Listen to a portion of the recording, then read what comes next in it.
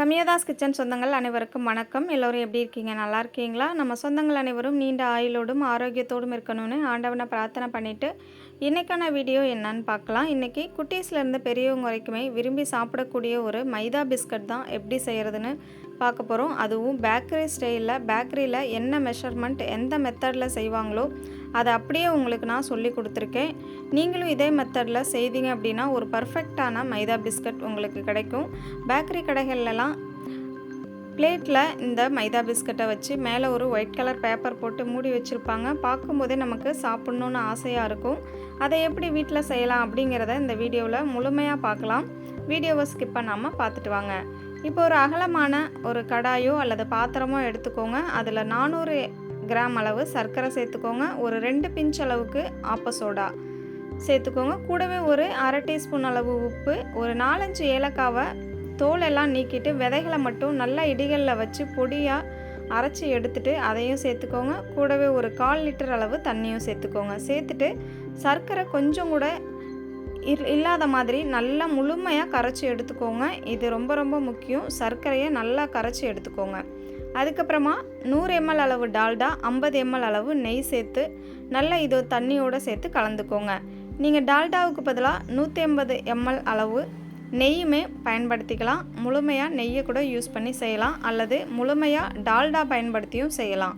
அப்படி இல்லைனாலும் refined oil, அதாவது வாசனை இல்லாத ஆயில் 150 ml எடுத்துக்கோங்க. அதாவது 150 ml எடுத்து கலந்துக்கோங்க. இப்போ கூடவே 1 கிலோ அளவு மைதா மாவு சேர்த்துக்கோங்க. நான் இன்றைக்கி சொல்லியிருக்கிற அளவுகள் பார்த்தீங்க அப்படின்னா 1 கிலோ அளவு மைதா மாவு எடுத்து பயன்படுத்தி செஞ்சிங்கன்னா 1.25 2 கிலோ அளவு நமக்கு மைதா பிஸ்கட் கிடைக்கும். ஒரு 15 1 மந்த் வரைக்கும் கூட இதை நம்ம வச்சு சாப்பிடலாம், கெட்டு போகாது. பல்காக செஞ்சு வச்சுக்கிட்டிங்க அப்படின்னா குட்டீஸ் ஸ்கூல் விட்டு வீட்டுக்கு வரும்போது நம்ம ஸ்நாக்ஸாக இதை எடுத்து கொடுக்கலாம், சாப்பிடுவாங்க. இப்போ பாருங்கள், நம்ம மைதா மாவை சேர்த்துட்டு நல்லா சப்பாத்தி மாவு பக்குவத்துக்கு பிசைஞ்சு எடுத்துட்டோம். நம்ம சேர்த்துருந்த நெய், டால்டா, தண்ணியோட அளவே கரெக்டாக இருக்கும். நீங்கள் எக்ஸஸாக தண்ணி சேர்க்க தேவையில்லை. அப்படி உங்களுக்கு தேவைப்பட்டுச்சுன்னா லைட்டாக கொஞ்சமாக தண்ணி தெளித்து மாவை பிசைஞ்சிக்கோங்க. இப்போ மூடி போட்டு மூடிட்டு இதை 1 ஹவருக்கு நல்லா ஊற வச்சு எடுத்துக்கோங்க. நான் ஒரு 45 மினிட்ஸ் தான் ஊற வச்சு எடுத்துருந்தேன். எனக்கு ரொம்பவே சூப்பராக வந்துருந்துச்சு. நீங்கள் 1 ஹவர் ஊற வச்சிங்க அப்படின்னா இன்னுமே சூப்பராக வரும். இப்போது இந்த மாவை எடுத்துகிட்டு நல்லா கை கொடுத்து ஒரு அழுத்தம் கொடுத்து நல்லா பிசைஞ்சு எடுத்துகிட்டு அதை ஒரு 3 பேட்சாக பிரித்து எடுத்துக்கோங்க. பாருங்கள், இந்த மாதிரி ஒரு ஷேப்புக்கு தட்டி எடுத்துக்கோங்க. நம்ம இதை சப்பாத்தி கட்டையை வச்சு உருட்டி தான் எடுக்க போகிறோம். அதாவது சப்பாத்தி தேய்ப்போம்ல, அதே மாதிரியே தேய்ச்சிக்கலாம். நான் இன்றைக்கி கிச்சன் கல்லை தான் பயன்படுத்தியிருக்கேன். நீங்கள் சப்பாத்தி கட்டையை பயன்படுத்தி கூட செய்யலாம். அதில் நமக்கு ரொம்ப டைம் எடுத்துக்கும். நம்ம எடுத்துருக்கிற 1 கிலோ அளவு மாவை 5 உருண்டைகளாக உருட்டி தான் செய்கிற மாதிரி இருக்கும். அதனால் இந்த மாதிரி திண்டை பயன்படுத்திக்கிட்டிங்க அப்படின்னா நம்ம பெரிய அளவில் உருண்டைகளாக உருட்டி இது மாதிரி தேய்ச்சி எடுத்துக்கலாம். ஒரு அரை இன்ச் அளவு வர மாதிரி தேய்ச்சி எடுத்துக்கோங்க. இப்போ நான் காமிச்சேன் இல்லையா, அந்த அளவுக்கு திக்னஸ் இருக்கிற மாதிரி பார்த்துக்கோங்க. இப்போ ஒரு பீஸா கட்டரோ அல்லது கத்தியவோ பயன்படுத்தி இந்த மாதிரி ஓரங்களை கட் பண்ணி தனியாக எடுத்து விட்டுருங்க. ஒரு ஷேப்புக்கு வெட்டிக்கோங்க. ஸ்கொயரோ அல்லது ரெக்டாங்கிள் ஷேப்லேயோ வெட்டிட்டு இது மாதிரி கட் பண்ணிக்கோங்க. நம்ம ஸ்கொயர் ஷேப்பில் கட் பண்ணிக்கலாம். பேக்கரிகளில் பார்த்திங்கன்னா ஸ்கொயர் ஷேப்பில் தான் இருக்கும். இதை டைமண்ட் ஷேப்பில் கூட நம்ம கட் பண்ணி எடுக்கலாம். ஆனால் அந்தளவுக்கு நமக்கு சரியாக வராது, அதாவது பேக்கரியில் கிடைக்கிற மாதிரி இருக்காது. நான் இன்றைக்கி வீடியோவுக்கு காமிக்கணும் அப்படிங்கிறதுக்காக ஸ்கொயர் கொஞ்சம் பெருசாக போட்டுக்கிறேன். நீங்கள் இன்னுமே சின்ன சின்ன பீஸாக கட் பண்ணிக்கிட்டீங்க அப்படின்னா அச்சு அசல் நமக்கு பேக்கரியில் என்ன சைஸில் இருக்குமோ அதே மாதிரி இருக்கும். இப்போ கட் பண்ணதை எல்லாமே நம்ம வேற ஒரு பிளேட்டில் எடுத்து வச்சுக்கலாம். ஒன்றோடு ஒன்று ஒட்டாது, ஏன்னா நம்ம டால்டா நெய்யெல்லாம் சேர்த்துருக்கிறதுனால ஒட்டி பிடிக்காது. பாருங்கள், இந்த மாதிரி நீங்கள் பிரித்து விட்டு எடுத்து தட்டில் ஒரு ஓரமாக எடுத்து வச்சுருங்க. எடுத்து வச்சதுக்கப்புறமா நம்ம ஒரு கடாயில் ஆயில் சேர்த்துக்கலாம். பாருங்கள், இந்த அளவுக்கு ஸ்கொயராக எடுத்ததுக்கப்புறம் உங்களுக்கு தெரியுதுன்னு நினைக்கிறேன். சென்டரில் பாருங்கள், நமக்கு லேயராக இருக்குல்ல, இந்த மாதிரி வந்துச்சு அப்படின்னா நீங்கள் கரெக்டான அளவுகளில் மாவு பிசைஞ்சு எடுத்துருக்குறீங்க அப்படின்னு அர்த்தம். இப்போது நான் இன்றைக்கி கடலெண்ணெய் தான் பயன்படுத்தியிருக்கேன். நீங்கள் 1 கிலோ அளவு மைதா மாவில் செய்ய போகிறீங்க அப்படின்னா 1 லிட்டர் அளவு ஆயில் எடுத்துக்கோங்க. ஏன்னா இந்த மைதா பிஸ்கட் வந்து ஆயில் அப்சர்வ் பண்ணி தான் வெந்து வரும். ஆயில் நமக்கு அதிகமாக தேவைப்படும். 1 லிட்டர் அளவு சேர்த்துக்கோங்க. 1 கிலோ மாவுக்கு. அரை கிலோ பயன்படுத்துகிறீங்க அப்படின்னா அரை லிட்டர் அளவு ஆயில் எடுத்துக்கோங்க, கரெக்டாக இருக்கும். இப்போது ஆயில் நல்லா ஹீட் ஆகி வந்ததுக்கப்புறமா நம்ம கையில் அள்ளி இதை கொஞ்சம் கொஞ்சமாக சேர்த்துக்கலாம். ஒன்று ஒன்றா போடணும் அப்படிங்கிறது இல்லை, நம்ம மொத்தமாக கூட அள்ளி போடலாம். இது ஒன்றோட ஒன்றெல்லாம் ஒட்டி பிடிக்காது. ஆயில் நல்லா ஹீட்டாக இருக்கணும், அப்படின்னா தான் இது போட்டதும் நல்லா வெந்து இது போல் மேலே எழும்பி வரும். பாருங்கள், நம்ம கரண்டியை பயன்படுத்தி லைட்டாக ஜென்டிலாக தான் கலந்து விடணும், ரொம்ப ஹார்டாக கலந்துடக்கூடாது.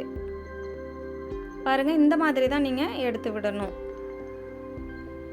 ஆயிலில் சேர்த்ததுக்கப்புறமா ஒரு நிமிஷத்துலேருந்து 2 நிமிஷத்துக்கு அப்படியே விட்டுருங்க. அதுவே வெந்து நல்லா மேலே எழும்பி வரும். அதுக்கப்புறமா நம்ம இதை கலந்து விட்டுக்கலாம். நம்ம கட் பண்ணி எடுக்கும் போதே நான் உங்ககிட்ட காமிச்சேன் இல்லையா, கொஞ்சம் லேயராக இருந்துச்சுன்னு. இப்போ பாருங்கள் எப்படி லேயராக எவ்வளோ சூப்பராக வெந்து வந்திருக்குன்னு. இந்த மாதிரி இருந்துச்சு அப்படின்னா தான் கண்டிப்பாக உங்களோட மைதா பிஸ்கட் பர்ஃபெக்டாக இருக்கும். நல்லா மொறுமொறுவாக, சாப்பிட ரொம்ப டேஸ்டியாகவும் நல்ல ஒரு கிறிஸ்பியாகவும் இருக்கும். இப்போ பாருங்கள், நமக்கு மைதா பிஸ்கட் சூப்பராகவே தயாராகி வந்துருச்சு. இந்த பிஸ்கட் வெந்து கொஞ்சம் மேலே எழும்பி வந்ததுக்கப்புறமா ஸ்டவ்வை நம்ம மீடியம்லேயோ லோ ஃப்ளேம்லேயோ மாற்றி வச்சுக்கோங்க. அப்போ தான் உள்ளே நல்லா வெந்திருக்கும், மேலே சீக்கிரமாக கரிஞ்சு போகாமல் இருக்கும். இந்த ஸ்டெப்பை கண்டிப்பாக நீங்கள் ஃபாலோ பண்ணிக்கோங்க. ஆயிலில் சேர்த்ததும் மேலே எழும்பி வர வரைக்கும் தான் நம்ம மீடியம்லேயோ ஹை ஃப்ளேம்லேயோ வைக்கணும்.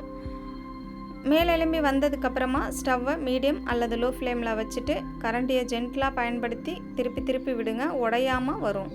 நம்ம வெந்துருச்சு அப்படின்னு சொல்லிட்டு எடுக்கும்போது கொஞ்சம் சாஃப்டாக தான் இருக்கும் ஃபஸ்ட்டு பார்க்கும்போது.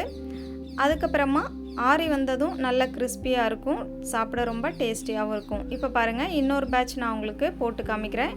எப்படி கைகளில் அள்ளி சேர்க்குறேன்னு பாருங்கள். இந்த மாதிரி சேர்த்துக்கோங்க, அப்போ தான் நமக்கு கையில் ஆயில் தெரிக்காது. நம்ம பிளேட்டில் இருந்தபடியே அப்படியேவும் எல்லாமே சேர்க்கலாம், ஏன்னா ஆயில் தெரிக்கும், கையில் படும். அதனால் இந்த மாதிரி கொஞ்சம் கொஞ்சமாக அள்ளி சேர்த்துக்கோங்க.